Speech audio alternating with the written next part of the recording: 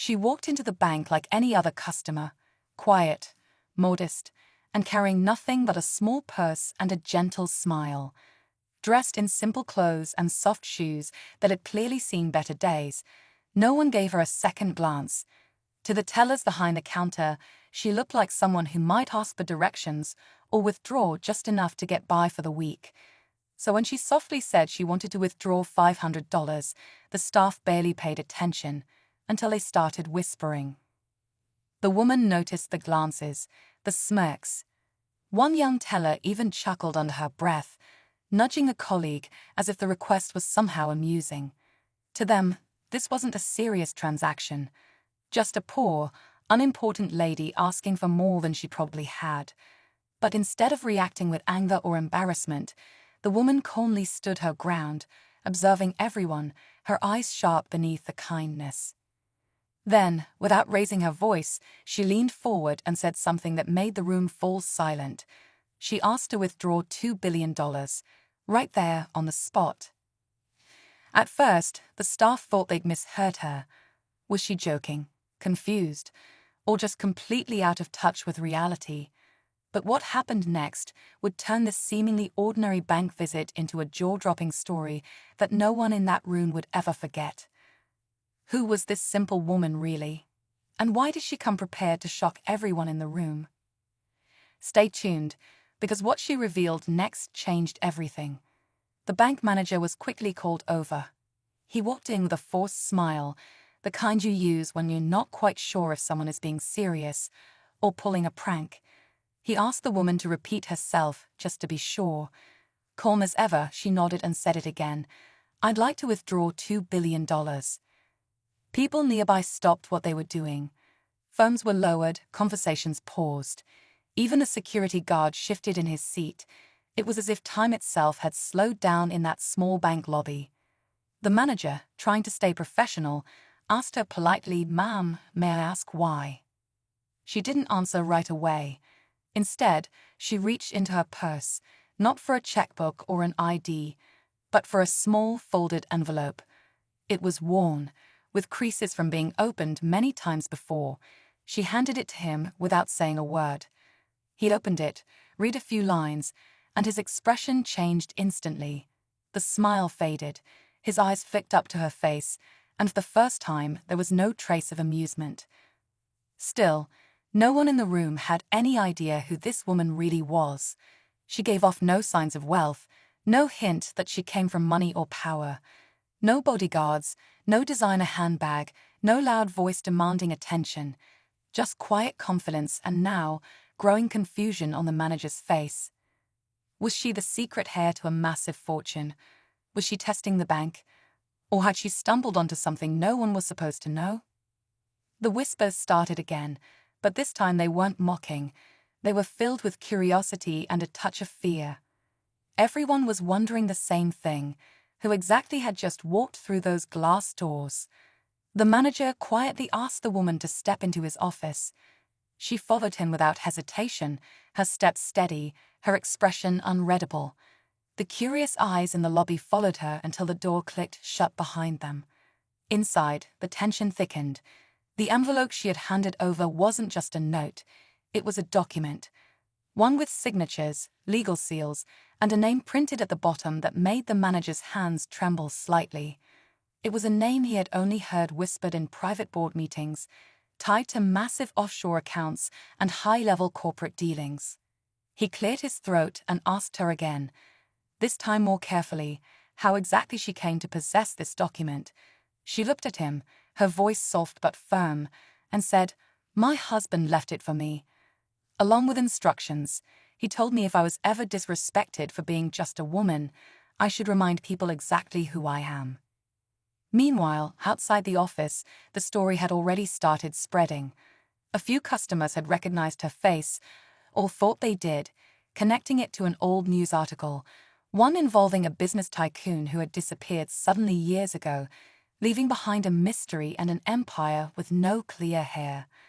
But nobody had ever linked that empire to the quiet woman who now sat behind the closed door of the branch manager's office. The staff who once smirked were now whispering nervously. The young teller who had laughed earlier was pale, watching the door like it might swing open and change everything. One employee began searching through internal bank records, looking for any account that matched the woman's details. What she found made her sit back in disbelief. Still, no one really understood her motive. Was she here to claim what was rightfully hers, or to expose something buried deep within the bank's own vaults? Inside the manager's office, the atmosphere had shifted from tense to almost electric. He sat across from the woman, holding the document as if it were made of glass. The legal stamps, the offshore account details, and the coded banking instructions matched something he'd only ever seen in confidential files. But what unsettled him the most was her calmness. She wasn't angry, she wasn't demanding, she was simply waiting, like someone who already knew the outcome. The manager excused himself and stepped out to make a phone call. But it wasn't just any call. He dialed the bank's regional director, then the legal department, and finally a private number only used in emergencies. His voice was low, but the panic was starting to show. Staff nearby noticed the sweat on his brow, the tight grip on his phone. Whatever this woman had brought with her, it wasn't just about the money anymore. It was about secrets. Old ones. Down the hallway, the employee who had checked the internal system found something even stranger. An inactive file, locked behind multiple levels of clearance, with their name on it. The account was dormant, flagged years ago under special handling. But the numbers linked to it weren't ordinary. It wasn't just one account.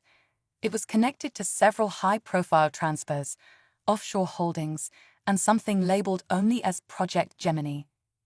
Meanwhile, word had quietly spread beyond the walls of the bank. A luxury black SUV parked outside.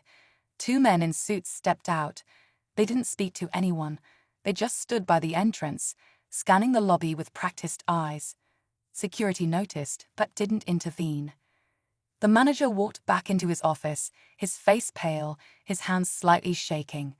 He looked at the woman and said, "We may need to speak to someone from the board." She simply nodded. "I expected that." The woman sat in silence as the manager tried to steady his nerves. Outside, the presence of the two men in suits hadn't gone unnoticed. One of the senior staff quietly asked the security guard if anyone had called them, but no one admitted to it. They weren't from the bank, they weren't police. And yet, their posture and calm presence suggested they were exactly where they were supposed to be. Inside the office, the woman glanced at her watch, not with impatience but precision. "They'll be here soon," she said softly. The manager looked at her, puzzled. "Who?" he asked, but she didn't respond. Instead, she placed a second envelope on the desk. This one was newer, crisp and sealed. "I was told to hand this over only if things reached this point," she added. His fingers hesitated before picking it up. As he opened it, his eyes moved quickly over the lines, and then froze. His jaw clenched. He looked up slowly. This letter's addressed to the chairman," he whispered. "From your husband." She nodded. At that exact moment, the building's power flickered, just once. Just enough for the room to go dark for a heartbeat, then return. But it was long enough for systems to reset. When the screens came back online, something had changed. The woman's dormant account, locked and restricted for years, was suddenly reactivated. Not just visible, but live, fully accessible. And the balance showing wasn't just billions. It was more, much more, enough to shift control. Panic quietly set in behind the scenes. Calls were being made that couldn't go unanswered. The suits outside the bank had moved, now standing just outside the manager's door. One of them spoke into a small earpiece and gave a single nod. And still the woman sat there, silent, waiting, as if this moment had been planned long before any of them even knew her name. The door to the manager's office opened without a knock. The two men in suits stepped inside, followed by a third figure, an older gentleman, sharp-eyed, dressed in a tailored navy suit. The room fell into a heavy silence as he approached the desk. The woman didn't flinch. She looked up, met his eyes, and said, "You took everything from him, and now I'm here to take it back." The older man didn't deny it. Instead, he gave a slow nod, almost respectful. "He warned me this day might come," he said, "but I didn't think you'd have the nerve." His voice was low, controlled, but the tension in his jaw betrayed him. The manager sat frozen, caught in the middle of something far beyond his pay grade. He didn't speak as the woman pushed the envelope across the desk. The older man opened it, scanned the contents, and his expression changed. What he read wasn't just a letter, it was proof. Documents, records, and a legal clause buried deep in the original company's founding papers. A clause naming a woman as the successor to a multi-billion-dollar trust if her husband ever disappeared under unusual circumstances. And he had. The reactivated account wasn't just holding money, it gave her control. Ownership. The bank, the board seats, and the assets hidden under shell companies, everything was now under her name. Security footage from that day would later show the older man walking out, shoulders stiff, flanked by his men. He didn't say a word. The woman stood next. She turned to the stunned manager, finally smiling. "I won't be taking out $2 billion today," she said. "I'll be transferring everything." But just as she stepped out of the office, a phone on the desk buzzed. A new alert.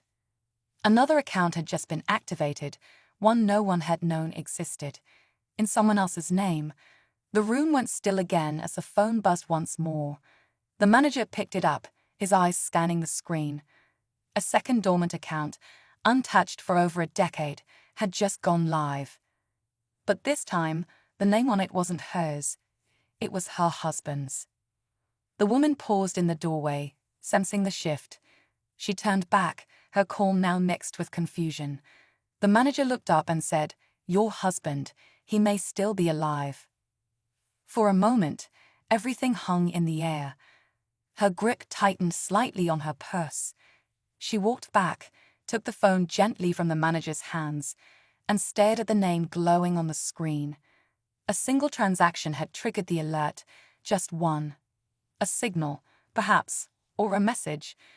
The bank remained quiet as she whispered, "He always said he had one last move left." Later that day, the woman left the building without the noise of cameras or a crowd. She didn't need applause. She had reclaimed her place, her power, and possibly a thread of a deeper mystery yet to unfold. The bank's employees watched her leave, not as someone simple, but as someone unforgettable. The whispers of mockery were long gone, replaced by respect, awe, and maybe a little fear. In the weeks that followed, the bank was forced to make quiet changes. People resigned, others were removed, and somewhere far from that small branch, an account remained active, silent, untouched, waiting. This story wasn't just about wealth or revenge. It was about strength, about how a quiet woman, dismissed and underestimated, carried a truth that changed everything. And as the doors closed behind her, one thing became clear: never assume you know someone's story just because they walk in quietly and ask for $500.